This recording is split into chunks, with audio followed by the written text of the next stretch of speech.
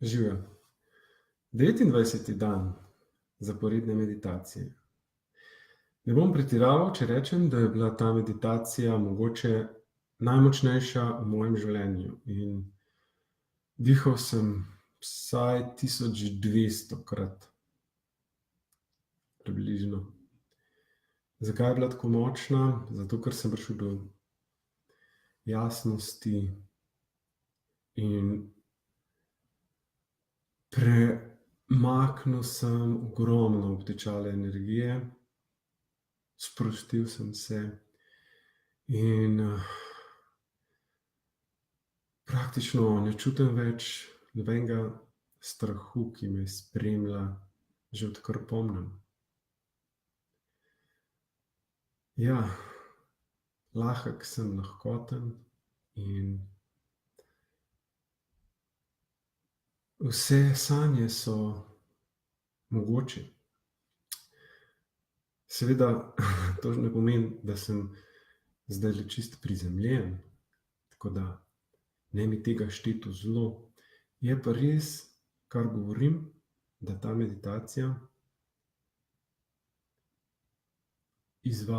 vrši celjenje. Vsakič bolj, to se sešteva. In seveda, ko prineseš to, kar se naučiš, to, kar dosežeš med meditacijo, naslednji dan ali pa isti dan v vsakodnevno življenje in to uporabiš, takrat šele postane vse to resnično.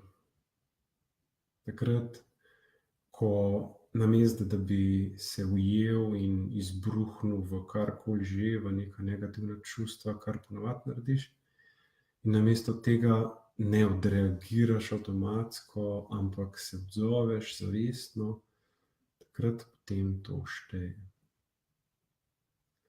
Zato ti priporočam, da greš na mojo spletno stran www.borutlesjak.si in si prebereš več o tej tehniki, o dihanju, o celjenju s pomočjo samoljubezni.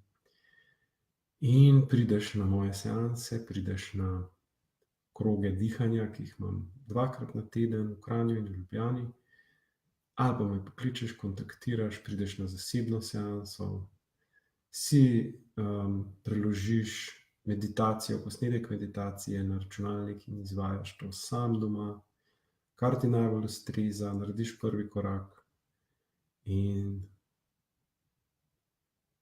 zaupaš celjenju. Hvala lepa. Lahko noč.